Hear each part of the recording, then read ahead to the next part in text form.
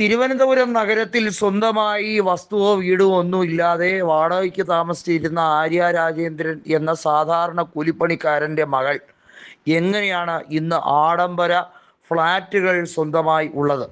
ആര്യ രാജേന്ദ്രൻ്റെ ഔദ്യോഗിക വസതി നമുക്കറിയാം. മേയറുടെ ഔദ്യോഗിക വസതി മോടി പിടിപ്പിച്ചതുമായി ബന്ധപ്പെട്ട വാർത്തകൾ വലിയ രീതിയിൽ തരംഗമായിരുന്നു. മേയർ ആര്യ രാജേന്ദ്രൻ്റെ സെൻറ്റ് സേവിയേഴ്സ് കോളേജിലായിരുന്നപ്പോൾ ഉണ്ടായിരുന്ന പ്രണയവുമായി ബന്ധപ്പെട്ട ചില വിഷയങ്ങളൊക്കെ അവിടെ ചർച്ചയായിരുന്നു. സച്ചിൻ ദേവ് എന്ന് പറയുന്ന ബാലുശ്ശേരി MLA വിവാഹം കഴിച്ചു.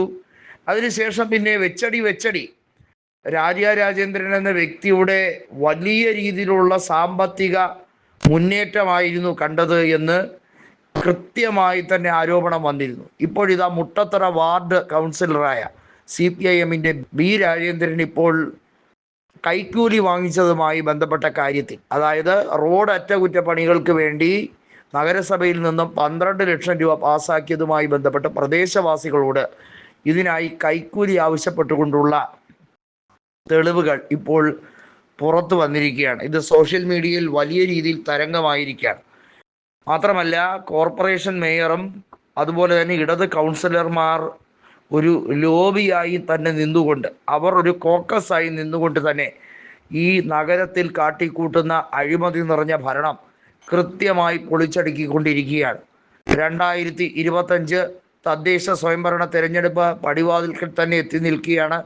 ഏതാനും ദിവസങ്ങൾക്കകം അതിൻ്റെ വിജ്ഞാപനം ഉൾപ്പെടെയുള്ള കാര്യങ്ങൾ പുറത്തു വരും. നവംബറിനകം തെരഞ്ഞെടുപ്പ് റിസൾട്ട് പബ്ലിഷ് ചെയ്യും. അതെല്ലാം വലിയ രീതിയിൽ തകൃതിയായി മുന്നോട്ട് പോവുകയാണ്. തിരുവനന്തപുരം കോർപ്പറേഷൻ്റെ ഇപ്പോഴത്തെ സ്ഥിതിഗതി നോക്കുമ്പോൾ ഏറ്റവും കൂടുതൽ സീറ്റുകൾ ഒറ്റകക്ഷി എന്ന നിലയിലുള്ളത് BJPക്കാണ്. എന്നാൽ BJP പ്രതിപക്ഷത്താണ്. എന്നാൽ ഇടതുപക്ഷത്തിനെ സംബന്ധിച്ചിടത്തോളം ഇടതുപക്ഷ സംവിധാനം അതിനകത്ത് LDF എന്ന രീതിയിലാണ് കേവല ഭൂരിപക്ഷത്തോടെ ഭരണത്തിൽ തുടരുന്നത്. കോൺഗ്രസിന് 8 കൗൺസിലർമാരാണുള്ളത്.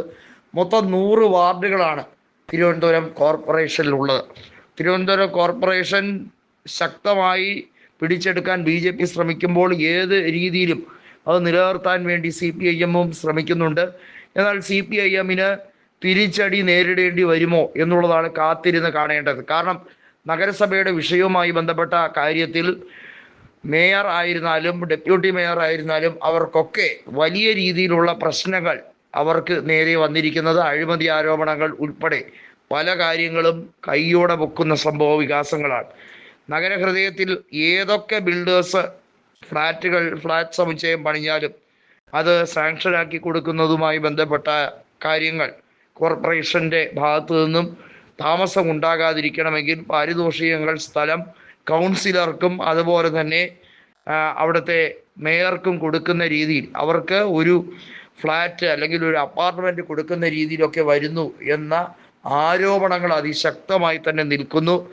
ആ ആരോപണങ്ങളിൽ കഴമ്പുണ്ട് എന്ന് ബോധ്യപ്പെടുന്ന രീതിയിൽ ഇടതുപക്ഷ മാധ്യമ ശൃംഖല തന്നെയായിട്ടുള്ള റിപ്പോർട്ടർ ചാനലാണ് ഇപ്പോൾ B രാജേന്ദ്രനെതിരെയുള്ള അഴിമതി തെളിവുകൾ പുറത്തുവിട്ടിരിക്കുന്നത്. അതിൽ നിന്ന് തന്നെ പ്രത്യേകിച്ചും ഡോക്ടർ അരുൺകുമാറിനെ പോലുള്ള വ്യക്തി ആ വാർത്ത വളരെ ആവേശത്തോടെ വായിക്കുമ്പോൾ അതിനകത്തെ യാഥാർത്ഥ്യം ജനങ്ങൾ ഇപ്പോൾ അറിഞ്ഞുകൊണ്ടിരിക്കുകയാണ്.